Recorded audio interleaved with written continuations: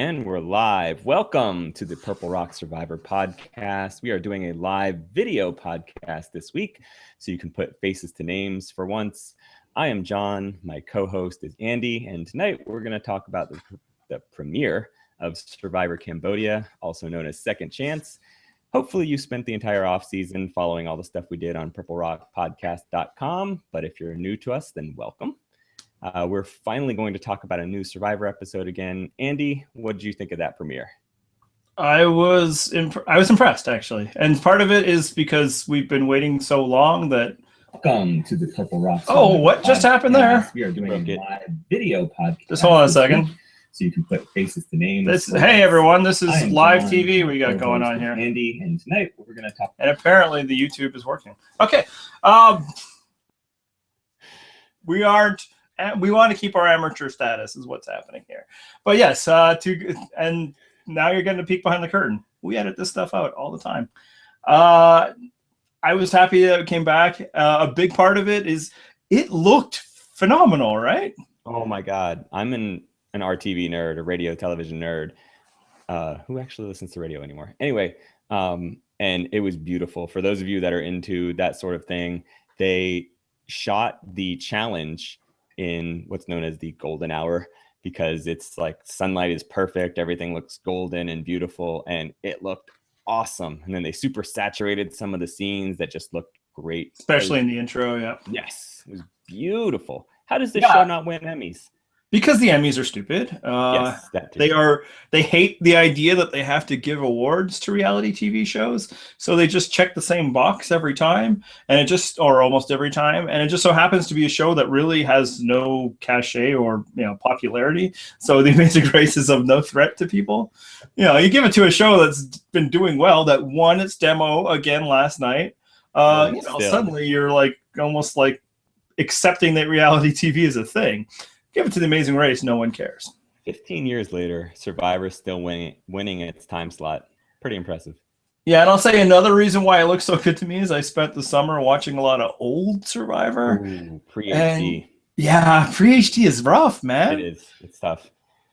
But, I mean, besides how it looked, and again, it looked phenomenal. And not just the look, it was great television just in terms of moments, so much tension, the cold open, that was fantastic. It was, and it was a little melodramatic, but that's Probst, that's what he does. But it's still, it got me hyped. I was ready. I was like, yes, sell me your hyper saturated melodrama. I'm good. Well, everybody's rushing out and swimming and all of that. No, yeah, I was shots and so good. Yeah, so we are excited about this season, everybody, I think, that watches Survivor. Yeah, and did you get the same thing I did, where as soon as Probst starts yelling at them to get off the boat, get the supplies and all that stuff, I was like, okay, yes, we're back. This is what I was craving. That's what I wanted. I wanted Probst yelling at people for ridiculous things. Spencer grabbing the chicken, those sorts of things. Watch your heads. Yeah, as much. Yeah, as we give Probst, and we will continue throughout the season and our lives, he knows what he's doing in moments of that. He knows how to get you hyped, and it worked. You know what? He is my Kobe, because I respect him at this point, even though at times I will still make fun of him just because, habits. They die. Yeah, well, and also he has glaring flaws and preferences and stuff that, frankly, run very counter to our own. But he protects the show. He knows the show. He can help create good television because he is, more than just the host. He's the producer. Mm-hmm. And yeah, it was on display last night. Well, go. I'm gonna interrupt you. Okay, hey, this is fun because it doesn't get edited out. So one of the things that I remembered now about all returning seasons is that I'm going to miss a lot of these people a lot more. In newbie seasons, there's going to be a crowd that I like. There's some percentage that I'm like, I don't want these people to go home. This season, that's 60% of the cast. Yeah, no, what other season would you really care at all about the first boot? It's almost impossible because they're the first boot. Unless they are Courtney Moon, of course. Yes. But we literally are not given much of them, and the show doesn't set them up so that we feel bad. But now, yeah, there's going to be a lot of people, but that's what I love about All-Star seasons. That's why I hate when they dilute them with all those 10 other people I don't give enough about.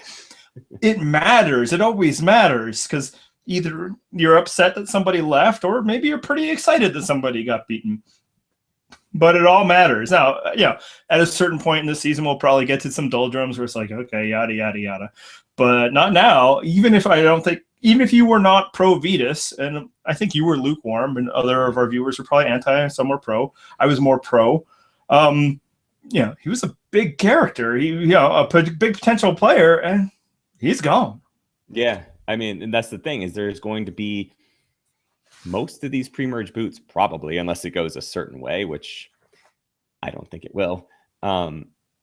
You're going to be like, oh man, we missed out on seeing more of person X that got voted out this week. Yeah. So, while it was really exciting to have Survivor back, while it looked phenomenal, while there was great drama, I kind of feel like there was only one strategic thing to discuss, or at least one major thing. There's probably some margin things, and there's also exciting things that we're going to get to, but I was thinking we'd just dive right into Vetus going home. Yeah. And there was some issues with the polling on our site that we're a little suspicious about.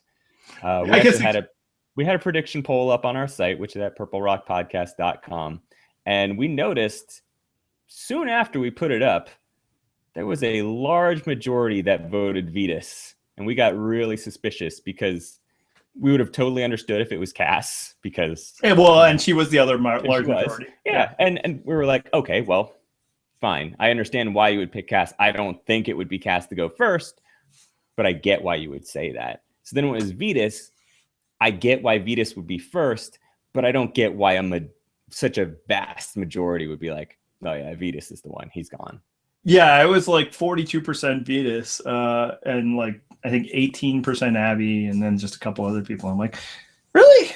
Yeah. Again, I don't dispute any single person's reason for picking Vetus.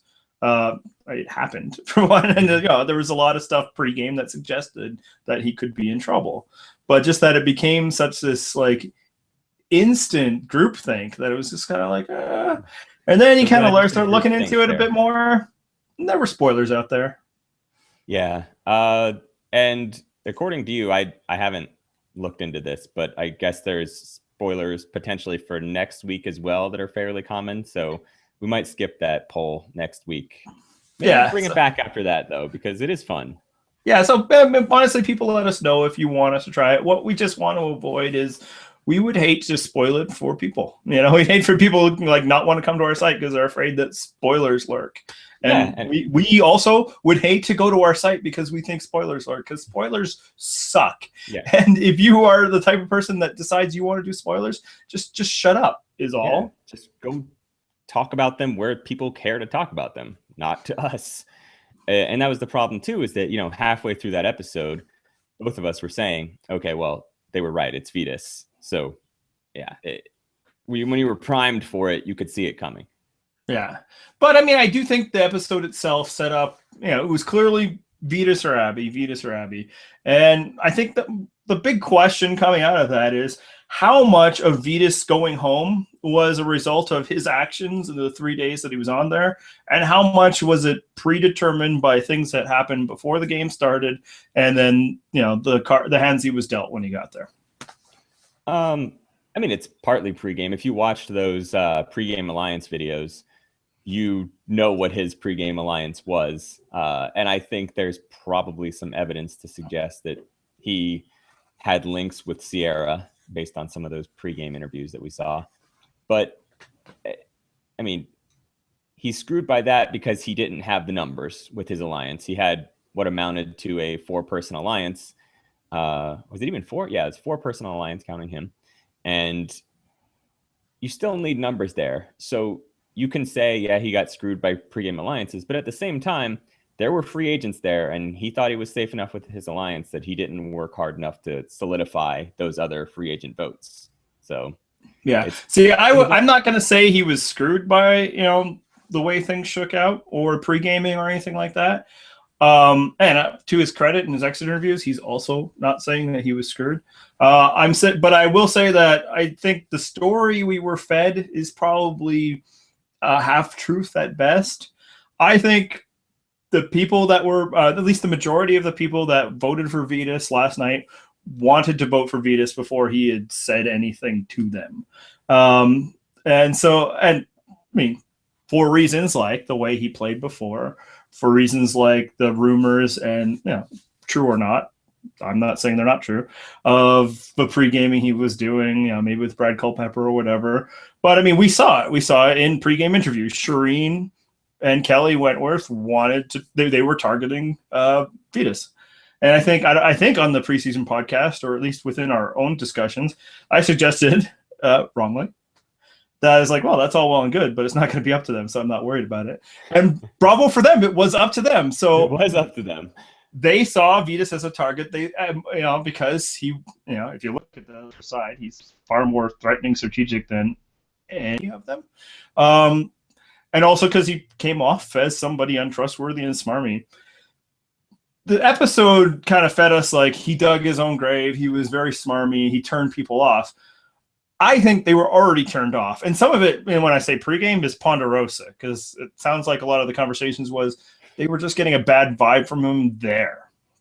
So, yeah. I mean, that's on him. Like, I'm not like, I want to make sure that I'm not like suggesting that this isn't, the fault of Vetus.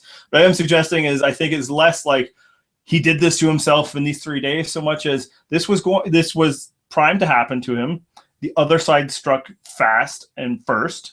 And as you suggest, he didn't get himself out of that trouble. There were opportunities there, but I don't think it's as simple as they were creeped out by him helping them with yoga, so Vetus went home. Maybe all that time at Ponderosa when he was doing those tricep pelvic thrusts, he could have been maybe putting some thought into how others were perceiving him instead. Might have gone a little further. Yeah, but, as you well know, a lot of the people that were targeting him were going to target people like him, so... And I mean, I want to make it clear, none of this is unfair. All's fair in Love and Survivor. Those people now control the game, and good for them. I think this one especially, and it was probably going to be true of whoever went home first, is a result as much of things that happened before, they rode the boat up and saw Jeff as it was anything after. And he wasn't in an impossible situation. He could have won over Spencer. He could have kept Varner perhaps, but he was in a rough spot because of the other side outplayed him. And we did have our conspiracy theory before the season even started that this tribe is made up of the people that it's made up of because of Varner admitting to that pregame alliance. So maybe it worked. We got the drama. Yeah. Varner spilled the beans and they were like, oh, sweet. I know what we're going to do then. Let's set this up. Yeah. But like, just getting back, like, the episode really set it up like Vetus was just creeping everybody out. From Vetus's exit interviews, it sounds like Shireen was going after him in the first half hour they were out there. And, we'll get a bit to this later, but, good on you, Shireen. So I think everything after that, when somebody's already a target, when you're already like priming yourself to take somebody out, everything they do is going to annoy you. Especially when the reason you're targeting him is you feel like he's a smarmy manipulator who will do anything to try and win you over, right? So I don't think like the yoga and the touching and the, how's your body and all that was really the reason why he went home. I think once they were already anti-Vetus, which I think they were before he was ever on their tribe, they're just like, this guy again. Yeah, so this is actually what Shireen was a victim of last season, where once someone decided Shireen's annoying, everybody's like, oh, yeah, now we're going to look for Shireen being annoying. We're all going to roll our eyes about it. So, I mean, it's a standard just group dynamics things. This isn't like Vetus was a victim of something spectacular. It's what happened. It happens all the time in Survivor. If once people turn against you, it's tough to turn it around. I like how you still talk over me. It's not going to stop. No, it won't. You should be able to see that I'm still talking. You're talking over me. It keeps showing me for some reason. Like, I don't know what I look like. I'm looking at a mirror. It's weird. Anyway, that's going to be fun to edit out. So now I totally lost my train of thought. Screw it. Let's move on. Well, so So basically my math is I think it was probably 90% like pregame stuff. And that includes, the impression he was making on people when they were around, but not allowed to talk. And then 10%, what happened there. He had a chance probably to change his situation, and he failed at that. Do you think that going straight to tribal after the immunity hurt him? It certainly couldn't have helped, right? Yeah. Because from what we read in some interviews today, or I guess recaps, whatever you want to call them. I guess from the reporters that were out there, the Survivor media types that were out there, it sounds like at some point during that tribal council, Varner was like, hey, timeout. PG, Kelly, are you guys voting for who I think you're voting for? And when they said yes, he was like, okay. And everyone freaked out because they knew that something was up. Varner was flipping. And you have a very good theory on that you should tell people. Yeah, I mean, I don't even think it's a theory at this point. Varner was not going to have a tie. Jeff Varner had many plans when he headed out on that island, but going home as a result of a purple rock was not one of them. 15 years ago, he went home because of a tie vote. It wasn't going to happen again. So once he knew that it was 5-5, he was like flipping. So I don't think Jeff Varner necessarily fully is cast his lot with one side or the other, or that that Vetus necessarily lost him. Is that Vetus didn't get somebody else, and Varner wasn't going to risk it at all. And basically what happened is right before they were about to vote, they take a break. Everybody doesn't talk so they can change tapes, which I was surprised to learn they shoot on tape. Yeah, they still use tape. That's weird, right? Yeah, I think so, especially with all those cameras, but maybe that's why. I don't know enough about this. It's HED though. And then they come back, and usually it's just like, Jeff's like, okay, let's go vote. But if anybody wants to talk, and then Varner's like, yeah, Jeff, I got a question. And that's when that happened. Apparently, Vetus had a relationship with Spencer. I kind of feel like Spencer was always planning to throw him over, so that wasn't the spot that he could have won. But, maybe he could have won back Abby. They've had a relationship, Is that something you want to do, though? Yeah. Or actually, no, the big one is PG. Mm-hmm. It sounds like also when she cast her vote, she was not happy about it. This wasn't the way she wanted to go. So given the traditional 2 hours, maybe Vetus could have, repaired that relationship, because by all indications, it sounds like Vetus knew he was being targeted. Doesn't sound like he thought that he was going to get the majority of votes, but he could have put in some work to solidify that, especially since people give away their intentions a lot more in the hours leading up to tribal council than they might in the hours leading up to a challenge. Interestingly, the reason why they went straight to tribal council wasn't anything about trying to bust up pregame alliances or anything like that. And which is what you would think, but it was just a matter of convenience.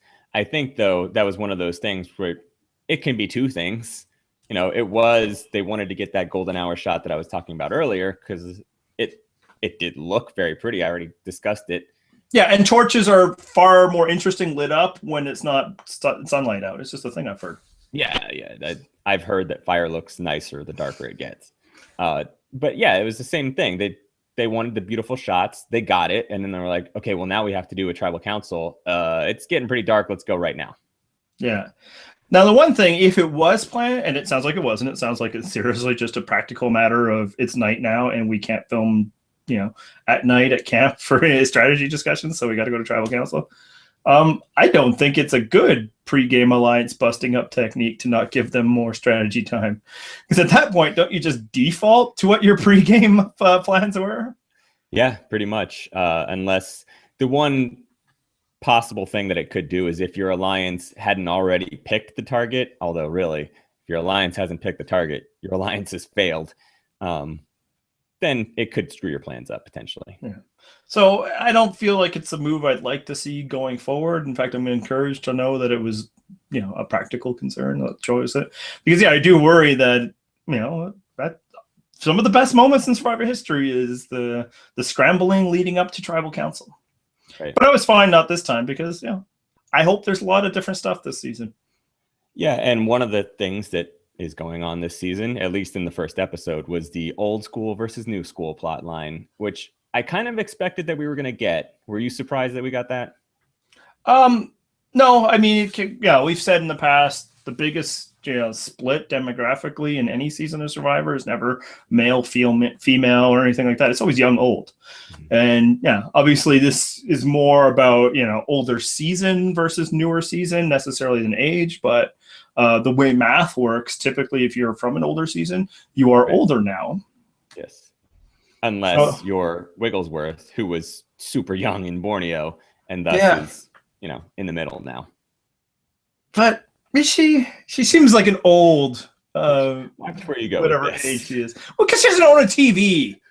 She doesn't know how computers work. She is old. Mm-hmm. Just a reminder. In fact, am I older than Kelly Wigglesworth? It's possible, right? I don't know. You should ask someone who's good at math, so not you. Or who knows how old Kelly Wigglesworth is would be another big step. Although I don't feel like I was older than her back in whatever. But yeah, that is the story, at least of the first part of the season. And wow, what a shock that the old school was trounced by new school players. Yeah, I don't imagine that that's going to be an ongoing plot. I think it was just for episode 1, maybe even next week too, just as an introduction to these people again, a reintroduction. Yeah. If you set it up as, I'm the old schooler, that you have at least some general narrative for that person that you can start and build from. Unless you are Stephen Fishbach, who is apparently getting the exact same narrative that he got in Token Teens. That he will not be the last. Actually, before we move on to Fishbach, just quickly, was targeting Vetus the right move? Yeah, I mean, because again, the first vote, just as long as it's not you, who cares? I mean, you can course correct after that first vote, unless you're in a just dramatic minority. There's still time. I mean, survive the first vote, because all alliances are just hypothetical until that first vote hits anyway. After that happens, you see where the chips have all fallen. You can course correct then. So what do we often say is the first rule of Survivor? Don't play your post-merge game pre-merge. Is this that? No, because you have to take somebody out. And I don't think it was right, but I don't want to sit next Abby to Maria's sitting right there. She's already causing trouble. Yeah, but you're not saying I don't want to sit next to Vetus at the end, or I'm worried about him in the post-merge individual immunities. You're like, just get him out because he's got an alliance. Yeah, no, I mean, I'm just asking the question. I also don't feel like it was the wrong move to target Vetus. I also feel like a lot of these rules will be different. I hope so. I think Survivor is going to go to great lengths to force people to change their playbooks. But the reason why the argument against voting out a player like Vetus is it weakens you for challenges. The counter argument that I'm sure Shireen might have even made on the island is, who gives an F about these challenges right now? There's going to be a swap. Exactly. Yeah, so the tribe we have now won't necessarily be the tribe we have in 3 days, in 6 days, or whatever. Especially a player like Shireen or Kelly Wentworth, who know what's going down in terms of Survivor.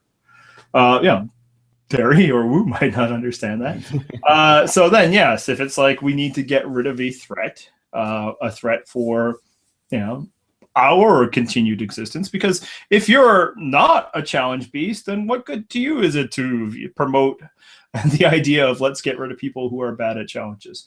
And yeah, get rid of them one now, because they might end up on the other side. They might be able to hook up with the people like Shireen was talking about, like Sierra, or I don't know if the episode made the connection from Sierra to Monica, but that exists. So I think for absolutely for Shireen, for Kelly, for Spencer, right move.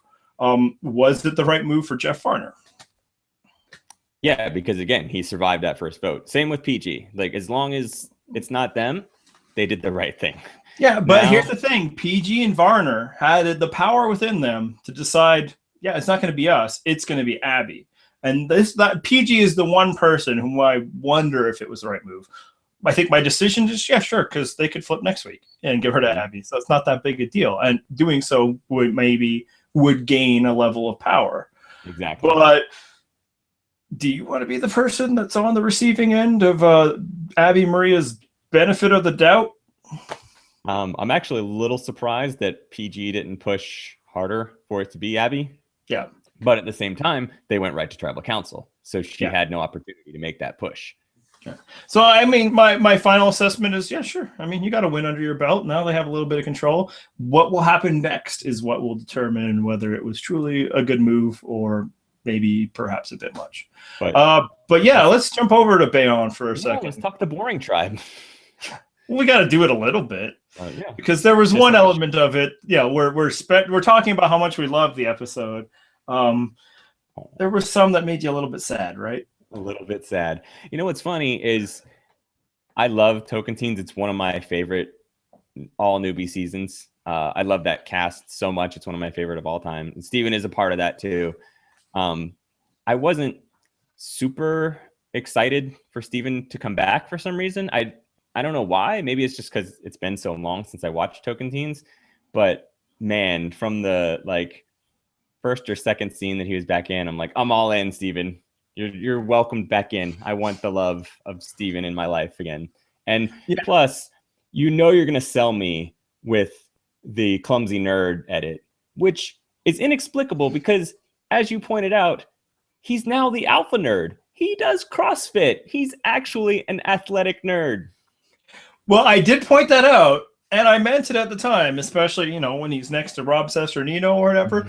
But this episode, he could not be more of a beta nerd. But at the same time, you pick the scenes that support the narrative that you want to give. I'm sure you could have, if you were showing that, he's progressed, he's not the same scrawny nerd that he was before, you could have shown him being competent in some way. They found the scene where he's going, chop, chop. Like, he doesn't understand how to hold an axe. It was funny. There just one scene, John? They found the scenes, plural, that supported that narrative. And I laughed. It was funny. And apparently Steven did too, to his credit. He gets it. It's just a show. It's funny. But it did, he got my empathy this episode. That, I'm a sucker for the nerd of the group. So. You're wonderful in that way with your empathy. I do think, you naturally gravitate to that. I am a horrific bully, apparently, because for me, honestly, I was cringing. I felt bad for good old Steven. I did. But, is he doomed? Is there a way out here for Steven? Because it does not look good. You know what? His edit wasn't that bad. It was funny. Was it?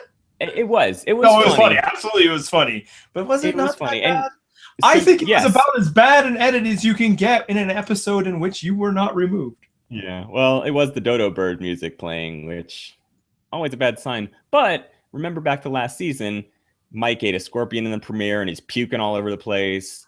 Cochran turned into a lobster in his premiere. There's precedent for recovery from a ridiculous first episode. Yeah, no, I do think he can recover, absolutely. But I do also wonder if you're underselling just how bad it was. We also got Kimmy freaking Kappenberg totally calling out his spot in his game. He's going to look for an idol, which I don't know why she did the scare quotes. Literally, he's going to look for an idol.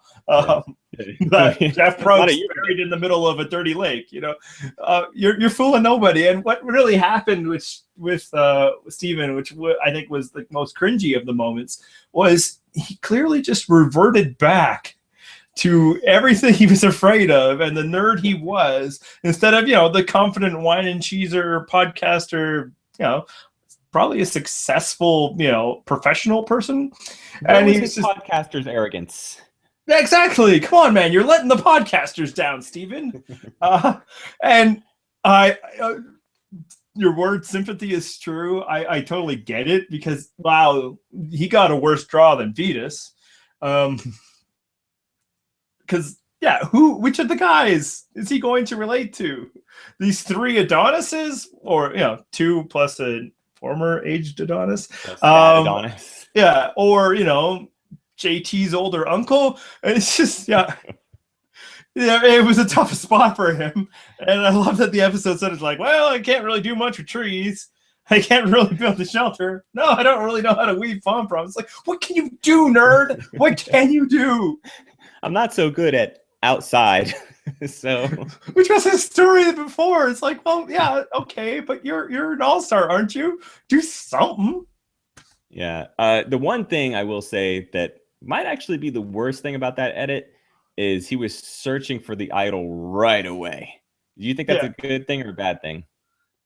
Oh, it was a horrible thing. I mean, even if he found it, it wouldn't have been a good thing. He because what was super horrible about it is he could sense that socially he wasn't fitting in. And if Stephen was watching other person doing this and broadcasting, he would have been the absolute first person to be like, no, you need to be doing the social thing. You need to be integrating. And look, unless he was just that afraid, he's like, I don't care. I need 3 more days.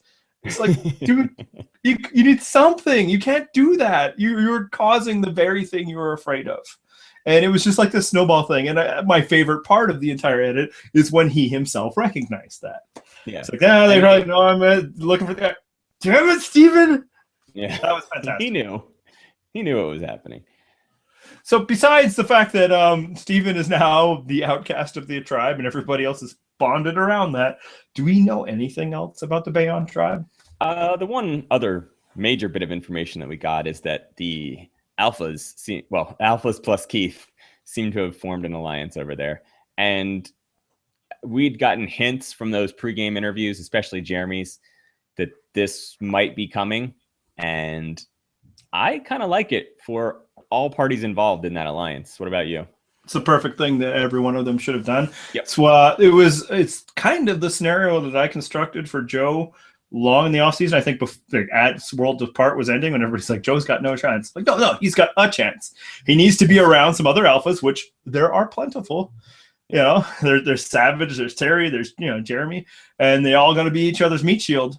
And yeah, that's what they're doing. And it's just like it behooves a woman like Shireen to form a female alliance in which she is no longer, a weakness, but strength. Alpha males can do the same as long as, there's not 4 of them in a group of 10. It's like, instead of attacking each other and trying to take this, let's attack other people and bond, and we'll get to each other eventually. Right. Or, you could be my shield and I'll make you look bad in other ways. If there's 3 of us, then physicality means nothing. Mm-hmm. That's like Boston Rob teaming with Grant, and now I will let you talk. And I think Joe's the big target in any iteration of an alliance. Yep. He's going to be the target just because he's such a very visible physical threat. So he's big. For Jeremy, real big. For Jeremy, who is ripped, not as tall, but ripped, you want Joe on your alliance because otherwise you are the clear physical threat target for the people that care about those sorts of things. Yeah, I think actually Jeremy's move is probably the first indicator we've gotten this season of somebody learning the proper lessons from their previous ouster. Obviously, it's early. I'm not criticizing. In fact, there might be one other we talk about, but last time he tried to align with people that were less threatening than he, and suddenly Emerge came along, and look who's the biggest threat. In fact, maybe sitting around in Ponderosa in San Juan del Sur, talking with Josh, we've been like, man, it would have been better if it was me and Josh instead of be like, oh no, now you're the person that knows the game and you got to go. So this was his plan going in. He wanted to hide behind other alphas, and it could work for him. Yeah, and it works for Keith because in that group, aren't you always going to make it to the final 3? If that 5 actually holds, aren't you always in the final 3? I'm not going to say it.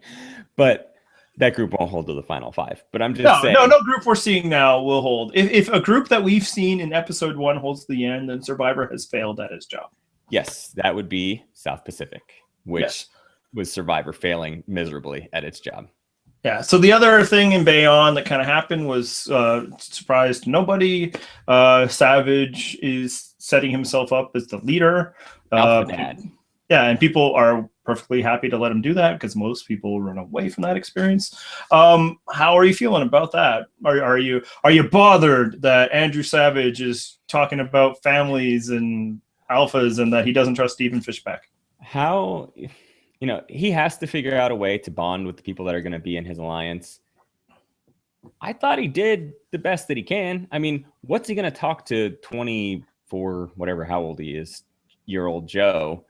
You know, he's going to say, like, hey, my daughters thought you were really cute, which, A, bonds a little bit with Joe, but B, sort of sets him apart as like, oh, I'm not a target here. I'm someone who admires you. You seem like a good guy. My daughters like you. I'm a guy with 18-year-old daughters. Like, I'm an old ass guy now. Yeah. And yeah, we talked about this earlier. What a peak dad move that is, huh? Oh, we call you the dad of our group all the time. You will never be the savage level dad. Yeah, no, it was just like, his daughters were sitting there watching it next to him and just mortified. And that must be so gratifying as a parent. It's every parent's dream to embarrass. I mean, once they reach that age, we don't know. Our children aren't embarrassed by us yet. They think we are, gods or something. Yes, people call me the dad because it's a way of saying I'm lame. I know I'm on to you guys. I'm not the lame one. John's the one that doesn't understand the Snapchats and the kids these days. I don't understand Snapchat either. No, you don't. You listen to Taylor Swift, though. That probably makes it me more dad, actually. Because I listen to it because my little boys love it. Yeah, I don't have a problem with Savage doing that. What he is doing by setting up this team and family dynamic, and obviously setting one person aside, which sucks to be that person, but maybe don't be outside when these conversations are happening, is he's setting up conditions in which he's a strength instead of a weakness. Instead of sitting around, like, oh, we should get rid of Savage, he's trying to foster an environment in which pro-Savage ideals will flourish. Pro-Savage ideals. You make him sound like he's a leader of a government or some sort of political party. He could be. Come on, look at that speech. He's rallying the troops. That would have fundraised. But yeah, like, if you're Andrew Savage, you don't get to hide.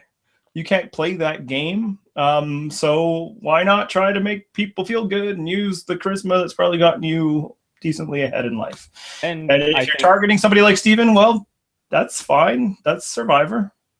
And I think really the speech that he gave wasn't the speech to everybody else was not let's target Steven. Steven was there when he made the family speech. So he says, it's 10 of us guys. We're strong. We're going to do this. We're going to stick together. Is basically his exact speech that he gave to Morgan. He just changed the number from 8 to 10 this time. Yeah, and like setting this up as though, it's rah, rah, rah. We're not going to do underhanded things. We're going to fight and be a team. Yeah, that's setting it up so that they don't target him. Yep. Exactly. Guys, you can trust me. I'm all in. I'm loyal to all of you somehow, which is totally impossible when it's time to vote. Yeah, and we're not going to do underhanded, gamey strategy things that, frankly, are not my strong suit, because that would be bad. That's setting the terms and conditions. Now, the interesting thing will be what happens after a swap. And to be determined, because that doesn't work as well. It'd be great if it tried the same thing. It just doesn't exclude people. All right, guys, now this is the team. This is what we've been waiting for. I'm so happy that you guys are here. Yeah. It would be funny, too, if he ended up in a tribe swap situation and his tribe is just all the betas. It's nothing but this scrawny, awful at challenges, physical non-threats. And he's like, come on, team. We can do this. Well, if that happens, does he have the same look as when he sees the Outcasts roll back? It's going to be pretty close. He might he might have the sad little face. Yeah, and be like, oh, get these freaking dorks. But honestly, there aren't that many, so he could find some bonding. And despite what people might think, I don't think he'd hate to be around Shireen. No, who would hate to be around Shireen? Whoever. Yes. There's no documented proof that would ever happen on Survivor. Yeah. All right. So the next big thing that happened that I think is worth discussing was the big new twist of the season, how the idols work. What do you think of that? It worked out very well. I don't know that it's a good long-term thing to do. Like, I don't think I want to see this in every season, but it's a fun change. And especially, I think generally when you have returnees, you can experiment a little more because it's not their first rodeo. You can throw some things at them that you wouldn't necessarily do with a cast that has Rodneys and Joaquin. Would you imagine this on San Juan del Sur?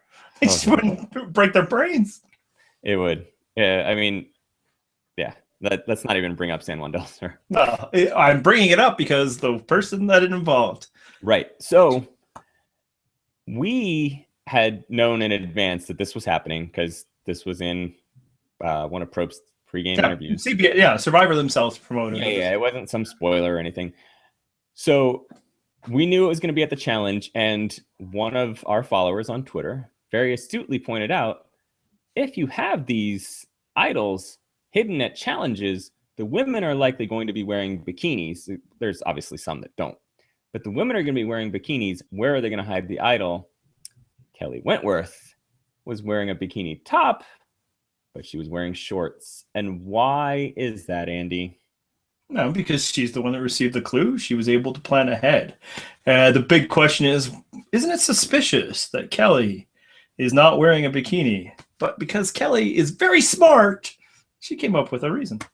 And her reason was lady issues. I got girl problems. And brilliant excuse because A, that totally explains why you would wear shorts. And B, no further questions. Got it. Okay. Understood. Wear your shorts. We're cool. Are you sure? Do you need to sit this one out? So it's not just for skipping gym class anymore. Yeah. No, that was I honestly I think this development, I mean, to your point, if it's a forever thing, it's no good, but no idol thing will ever be a forever thing. They have to continually evolve the idol because Survivor players figure them out. I thought tonight it was, or I guess last night, this week, phenomenal. I thought it was fantastic television. I thought her finding it, which her doing what Stephen Fishback, the know-it-all, could not, is coming up with a plausible reason why she's out there in a cover story. That's big. It's not a one-to-one comparison because Stephen can't sneak away because people are already suspicious about him. She can because she's in a better position, and apparently beach people don't ever do work anyway. She was doing work. She was collecting coconuts every once in a while. I think the beach people are probably also doing things. It's just, in Terry's mind, if you're not doing what Terry's doing, you're not doing anything. And even if you are, you're probably not doing it as well as Terry. Terry is also bad. Very much different kind of. Actually, you know what? He is a dad, and let's not make fun of his kid. So no, I'm not. I know you were, but yes, Terry is a dad, and I very much so. But yeah, I thought that was a great scene, as many idol scenes are, and easily at that point, the greatest scene in Kelly Wentworth Survivor history. Yeah. Low bar. Yeah, it was basically that, and like rolling her eyes at Drew. And then just the tension that brought with it. I think that challenge itself, once you got to at least that part of it, probably might have been really dull, but it was phenomenal television. It's just like, can she do it? She blew her chance. I'm like, So I thought that was great. Maybe one too many cuts to her looking and all that, but in general, it was great. It added a level of tension to challenges that often aren't there because you and I barely care about them.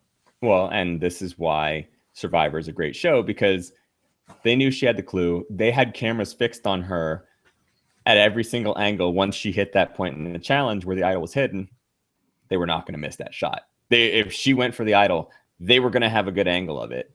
And you could see them keep focusing back on her. She's looking back. She's trying to figure out some reason she could slip back.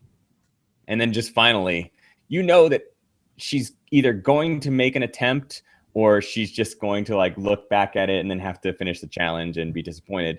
But they had set it up so much, you're like, she's going to try it. Maybe she's going to get caught, whatever. She's going to make the move. And she did. And that's the tension that's going to be there.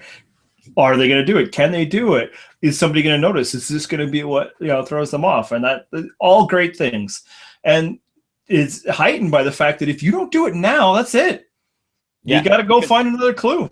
So that was the interesting thing, is that clue was... It's not even a clue. It's the instructions, I guess. Really. Yeah. Clue. So it was very specific to that challenge. So next challenge, that item or that obstacle, whatever it is no longer there. That clue's now worthless. So if you don't make your move, that's it. It's done. Your window's just closed. Yeah, Good the luck only finding value that at that point is the knowledge that this is how idols work, and now you need to keep an eye open for other people.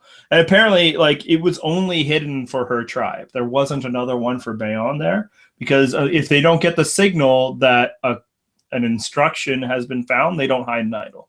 So there can't be like two hanging out there for you to grab or something like that. Oh, I guess because the one tribe couldn't tell the other tribe anyway. But I mean, I would still hide it just because on the off chance, say they're both on the platform at the beginning, Kelly whispers something to Jeremy on the other tribe. Hey, Jeremy, look for the idol at the thing, something like that. Yeah, or if it's not like tribe specific, maybe you tell your partner and then they try to find it. But can you imagine? I just got to go over here. Like running over to help the other team. Yeah, like suddenly Spencer's like, hey, guys, I'll be right back. I just got to help the other team put their little challenge beam thing together, and I'll be right back. So then, she finds it. She has to hide it. She has to keep it hidden, which like at the end of the celebration and all that, she's standing in front of somebody. I'm like, oh, no, because I think they probably lined them up by height for TV. And then, she had to bring it to tribal council. I think it's great. I'm very pro this move just simply because it was great television last night. So it's already won. Right. It's more than the Medallion of Power ever got. And actually, so that's the idol itself. Kelly, we're pro Kelly, right? Man, like you said, best Kelly episode ever, which again, low bar. I believe the stats are already out. This was more confessionals than she received total before now, which is not surprising. That does not surprise me. No, she received a very light edit in San Juan del Sur, to be kind about it. Yeah, and I mean, even she got the eye rolling scene and the little stifled giggles as Vetus is doing his pelvic thrusts, and she got the sneaky. Yes. I mean, it's way too soon to be calling winners edit, and I think people get overexcited, have to realize that Kelly was going to be a big part of this episode, even if she got medevac tomorrow, because she is the first person to deal with this twist that I'm very excited about. Yeah. But it's not bad news the way she was portrayed. No, I mean you contrast this with Steven's edit, like. And the contrast was there, right? He's off looking for an idol, looking like an idiot. She's off looking for an idol, looking like $1,000. It's almost as good a contrast as Andrew Savage felling a tree, and then Savage not breaking a branch. So you know what? This gets into one of my absolute favorite things about Survivor. So we should talk about Abby right now, because you just brought up one of my absolute favorite things: the juxtaposition that the Survivor editors do. Kills me. They're so. It was fantastic with Abby, and it was great with Abby. It was good with Savage and with Fishbach with the tree thing. With Abby though, Abby loses the bracelet. I'm not gonna make a big deal out of it, And someone says to her, "Oh, you're gonna talk to her about it?" No. I'm not gonna talk to her about it. Cut scene. Abby talking to every single other person on her tribe about the bracelet that she's not going to talk about.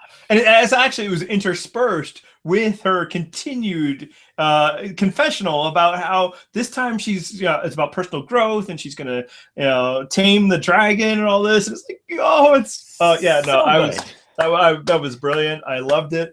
That was fantastic by the editors, because it's like you. And here's the thing, that was Abby on her best behavior. Sad but what true. We saw, all her passive, incredibly aggressive moves towards all of this, that was Abby being nice. And it just tells us that there was some question going in, at least by myself, and I think a few other people, is if she could improve. If what Philippines was completely her, or if she's matured a bit, if some of it was because she tore up her knee and she was no. Abby's gonna Abby, and if you're into that sort of thing, congratulations.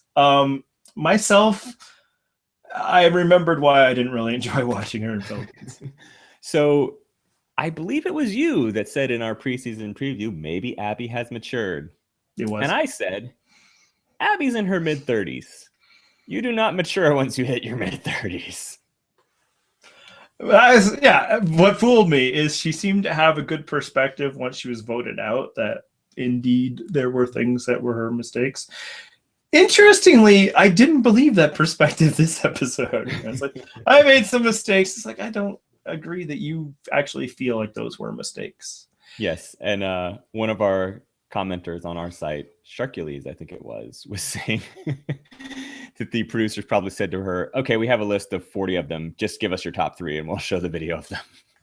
Because she didn't really throw the coconut at Mike Scoopin's head. She just carelessly whacked it onto there. So like she's like wound up and it's like, there you go, you moron.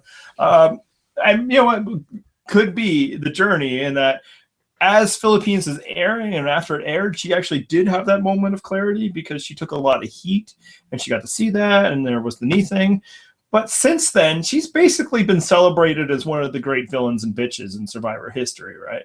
So that's probably where some of the regret went by, and she realizes that she's here because people like her being fiery and doing stuff.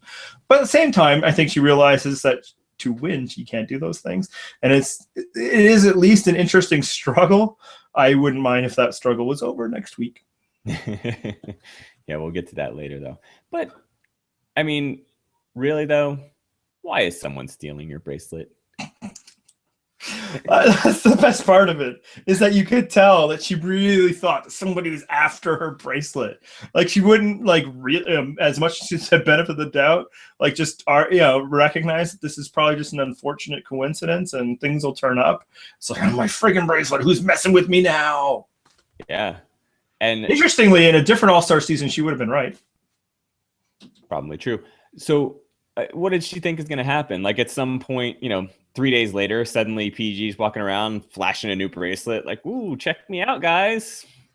Come on. Yeah. Now, to Abby's credit, she still stayed on PG's team and all of that, and she didn't blow up things up. But it's going to happen. Yeah. Yeah. And I think when it happens, because it's not a question of if, it's a question of when. It's going to go down in a spiral really quickly. Yeah, and it'll be interesting to see if her allies are noticing that and are willing to cut bait, or if she's able to drag them down with her. So Abby is somebody that I don't love. Let's talk about somebody that we do. Shireen? Not yet. Okay. I wouldn't want to peek too soon. Varner! Oh, yes. Oh, my God. The Varner show last night. I mean, Kelly, great show for her. But Varner, wow, way to set the bar, right? He was the star of the television program, without a doubt. Yeah. And we've been hyping him since, it became clear that he'd be the star. I don't want to make it sound like we're some kind of genius talent agent or anything like that. But he lived up to it. He was phenomenal. Just every time he spoke, it was great. And we didn't even apparently get his best moment. Yeah, with him interrupting the tribal council. The confessionals were gold. Everything about him was just great. Every time he's on the scene, on the screen, he's radiating charm. He's giving these confessionals, which hilariously, he's like, oh, these guys are playing so fast. They're so far ahead of me. We all know that's BS. He already gave pregame interviews where he said, oh, I've been playing already. Here's my alliance. I laid it out. Here's who we're going after. Come on. No, he's working it all like a violin, including the edit. And it's phenomenal. I love the scene with him and Shireen, where Shireen's going a mile a minute with all the strategy and all that, which, to her credit, she was probably 100% right on. And he's all like, whoa, I'm not prepared for all of this. I don't know anything. I'm glad I'm with y'all. It's like, oh, bravo, you're just snowing her over. And I'm sure you're doing the same thing to other people. And apparently he took all of that and then went right back to his alliance to share that information. He is playing hard, and everything he said about it. This is my chance. I'm not messing around. He was choked up when he was first talking to Jeff in the boats. So far, the Varner experience is living up to all expectations, and I want 12 more episodes of it. I mean, if he goes home next week, which no, but I don't think it's in the cards at all. No, but if he did, how quickly would they get him back? Immediately, right? You don't let that running Survivor third chances with Jeff Varner, Vetus, and Francesca. Figure out some reason that he's coming back. He's so good. And last time we did a podcast, we were like, even if he's the first vote, he's given us so much already. Now it would be crushing if he went home early. There's so much more of Varner to give. And if he does go home, I want it because he played so hard and then he was, yes, burned as a result, because that would be entertaining. And frankly, that's more than likely to be what happens. That will probably be how it goes down, unless he wins. It happens, yes, which I'm hoping is the case. But so if it has to happen, I at least want it to be some spectacular flame out. He just falling to the sword. No. It's got to be something magical. Like he goes for it, goes all in, and boom, blows it up in his face. Then he goes home. Yeah, I don't want it to be some swap and then he's like the weak guy that Savage and Terry vote out or anything like that. I don't even want it to be like payback for voting out Vetus now. I want it to be much more than that, if it has to happen at all. But right now, I don't want it to happen at all. After one episode, Varner is the person I'm cheering for. And I don't typically cheer for people, so. Yeah, guy wins you over. He is a puppy wrapped in a kitten blanket and barking out rainbows. Yeah, he's just fantastic television. And, he was good in Australia. This isn't coming in from anywhere, but I believe the time has helped too, because this means a lot to him, which is fantastic for us because apparently the show means something to us, given what we are doing. Right. All right. Speaking of cheering for people, there's probably somebody else you want to talk about. Yes. Actually, I should let you talk first because I will just bask in the glow of being right on this one. What did you think of Shireen in this episode? I was incredibly impressed. I think she had a great game or a great night. There's a question whether it'll be great long term, but that is true of all Survivor moves. She set out to target somebody like Vetus, to set up conditions in which she could be in control, and she went after it, and it happened. She made it happen. Obviously, it wasn't a solo effort, but not very few things in Survivor are. No, I'm nothing but positive about what Shireen did last night. Yeah, she dictated the first vote. Yep. Back-to-back seasons, by the way, Shireen was at least partly responsible for dictating the first boot. In your face, haters. Yeah, I think the haters are probably angry about that. They'd be the people that are arguing, how do you vote out somebody like Vetus? It's like, well, because he's not with her. Yeah, that's all. And because he's not her. Yeah. Again, it doesn't behoove Shireen to set up conditions in which people who are not good at challenges are targets. Right. Because that's a group in which she belongs. No, I honestly, not even that I didn't think she was capable of this. I figured this isn't what she would want to do. I wouldn't think that she would want to come out playing so hard. But she did, and it worked. And I am not opposed to people playing hard, especially not in today's day and age. I am the person who praises the hardest player in the history of Survivor. Right. In fact, maybe the two hardest players in the history of Survivor. So, yeah, no, it was, I Fishbach gave her the fishy. I can see that. I think she's did a great job, and I was impressed. Yeah, I mean... Even in my extreme bias, I don't know that I would have given it to her just because I think Wentworth probably had the better episode. Yeah, but like who names an award after themselves? Who does that? Oh, I wanted to do it so bad with us. It doesn't work with the names. Purple. The rock. Here's the purple rock. Wait, I don't want that freaking thing. Get away. Yeah. Hey, quick question.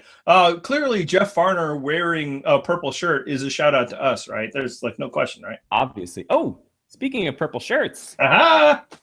Nice. Thanks for setting me up on that one. See? Yes. That's what you get from this audio visual presentation. We wear costumes.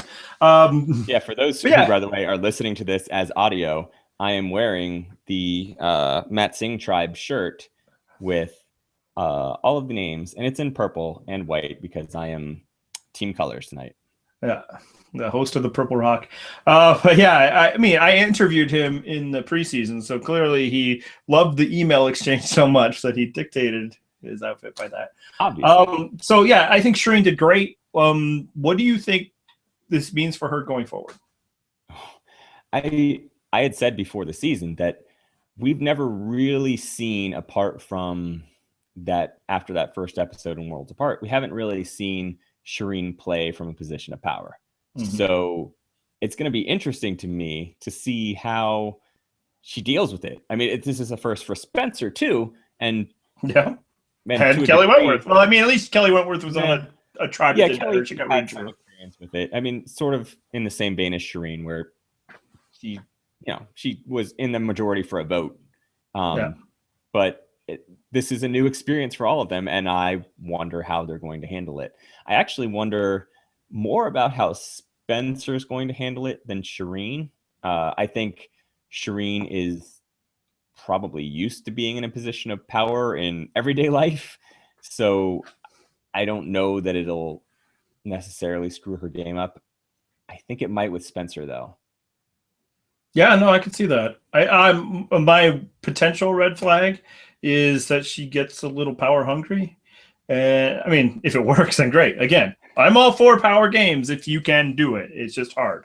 And as we said, swaps are coming. So is that, she got number 1 on her hit list. You got to imagine Terry Dietz is number 2 on her hit list. And I'm not sure if that's the right move next. I'm not sure it's the wrong move, because if anybody is going to come back and hurt, Shireen, Terry might be the one. So I understand why you might want to get rid of him. I'm just not sure if her full alliance is comfortable with that just yet. And hopefully she has the social awareness not to push too hard if that's the case.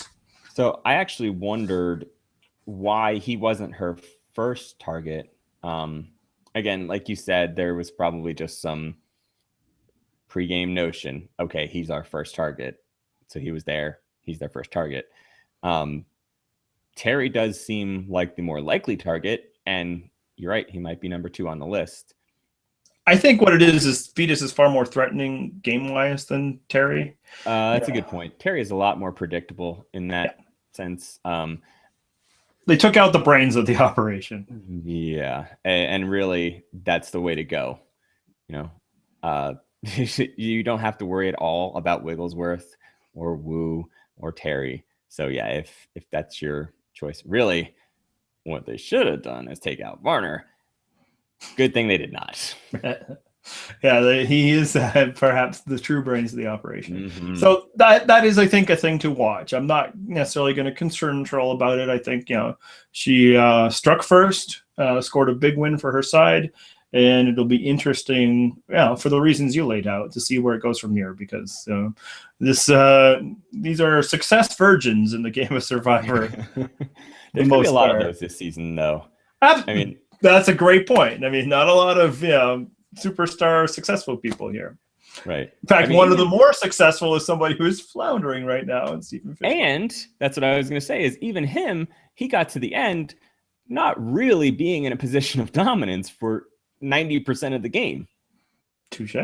Yeah. All right. Is there anybody else you want to talk about? The only other comments I really had about that tribe is that Terry is still Terry. He said something about how he's learning that the social game is a big part of the game. No, Terry, that's the game. Like, how is this not clear at this point? It's not, challenges are the game, and then you have to talk to people, and that's a part of it. Like, challenges are window dressing to the social game that's taking place, Terry. I guess the answer to that is, if Terry believes that to be true, that physical strength and camp life and all that really doesn't matter, then Terry has no business playing Survivor. The only terms in which Terry can engage Survivor is the ones that he knows. And either that's going to work or it's not. And, I suppose you could argue that it's kind of worked twice. Although I think that's a massive, reduction in what Tom Westman and Mike Holloway actually did. Right. But, in Terry's mind, at least. Because, the best he could offer from a social standpoint is a little bit, but it's always going to be physical. In fact, that's probably the level in which he wants to compete. He wants to be Survivor to be this. He wants it to be one way, but it's the other way. Yeah. And, if this is an entirely social game, much like Terry said in some pregame interviews, he doesn't even belong on that beach. The one thing I did like, though, was that Spencer buttered Terry up in the exact perfect way. Like, I'm pretty sure Spencer was feeding Terry a line about how great it was to be on Terry's tribe. He's such a dominant challenge beast. He's so awesome. Spencer looked up to him, blah, blah, blah. I don't think he's Spencer's kind of player, but Terry's going to believe that he's Spencer's kind of player because he knows Spencer's a Survivor fan. So he's going to be like, yeah, of course Spencer loved me. I was great. Every Survivor fan I've ever met has been a fan of Terry Dietz, which is true of almost every Survivor.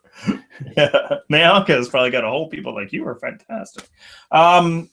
Yeah, I think that worked because it was Terry. I will say that Spencer's, social interacting with the humans probably needs a little polish.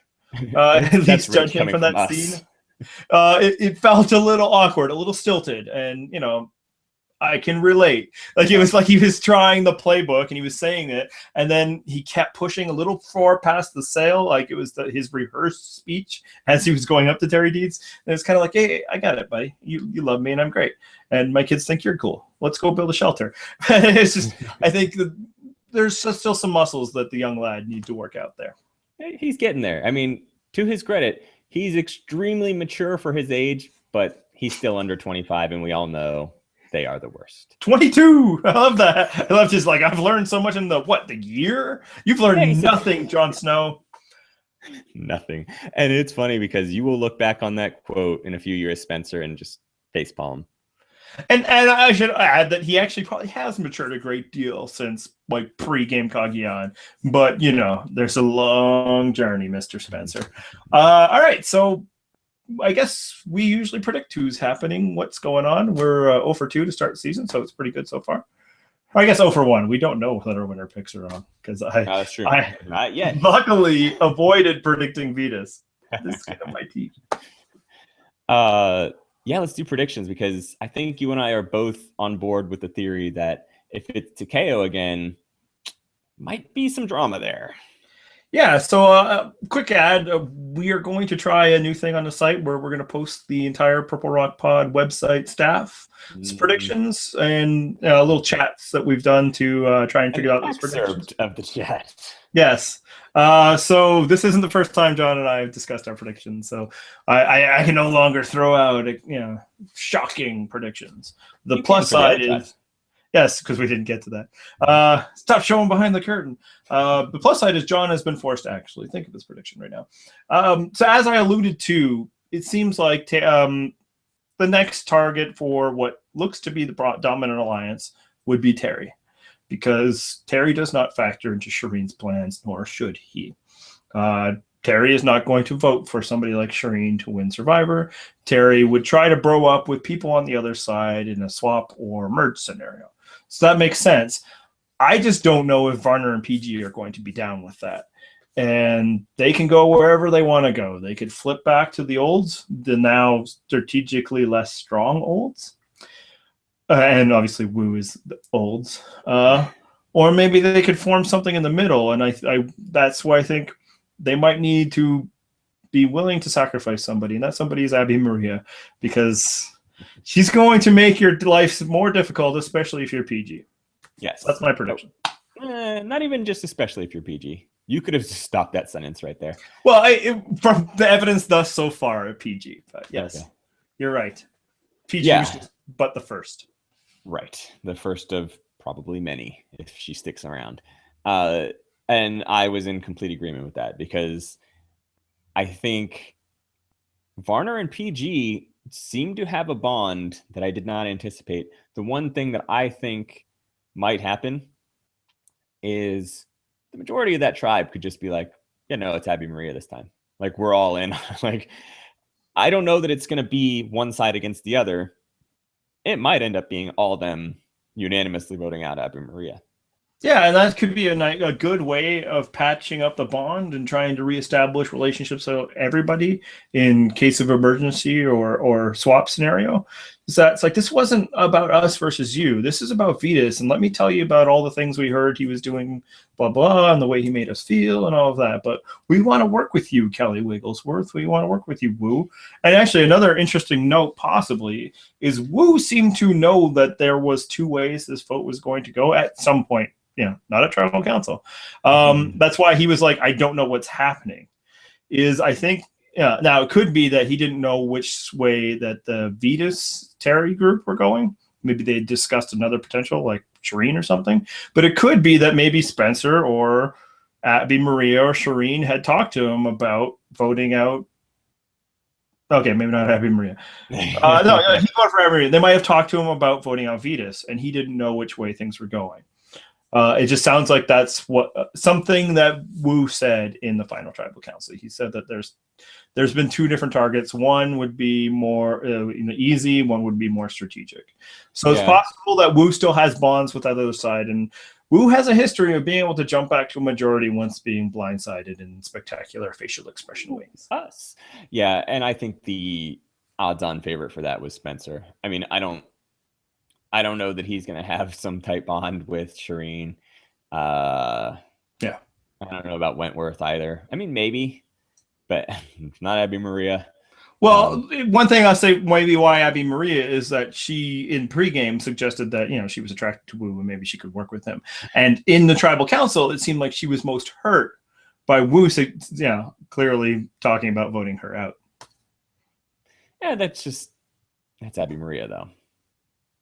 Abby gonna Abby. I think we both think if it's Takeo, it's Abby. Who do you think it is if it's Bayonne? The easy pick would be Cass. We said this before the season. I mean, if you want no pushback whatsoever, it's Cass. But that alpha male alliance, they're gonna dictate it. I mean, I think because of the makeup of that group and the presence of Alpha Dad Savage, I think I hate to say this, it's going to be one of the weaker women, because beta nerd that he may be, Steven is not actually that physically inept. I think it might actually be Monica or Cass, and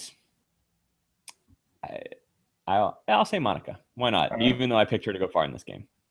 Yeah, I should add that I think they're pronounced Bayonne. I'll never remember that throughout this season. Here's a question that kind of leads into the prediction. What do we think how Bayonne is going to react that Vetus was the first person taken out? Other than think Sierra? that affects the way they do it? Well, here's a couple things. I think it might make Sierra a little more safe. I think it takes a bit of a target off of Sierra's back, because I do believe there were people, I'm not saying necessarily Andrew Savage is one of them, but maybe like a Jeremy, maybe a Cass, that was nervous about her because, the Vetus connection and the Brad Culpepper stuff and all that. So that might be off the table, and now she can kind of recede to the background a bit. Another thing is, does this set off the dreaded Women's Alliance alarm that, anytime a strong male goes home in Survivor? It's going to be a thing. Because in which case that would support your prediction that it's like, okay, we need to take out a woman. And then it's like, well, is Cass the one we need to worry about? Or is it, like, as you say, Monica or something like that? Right.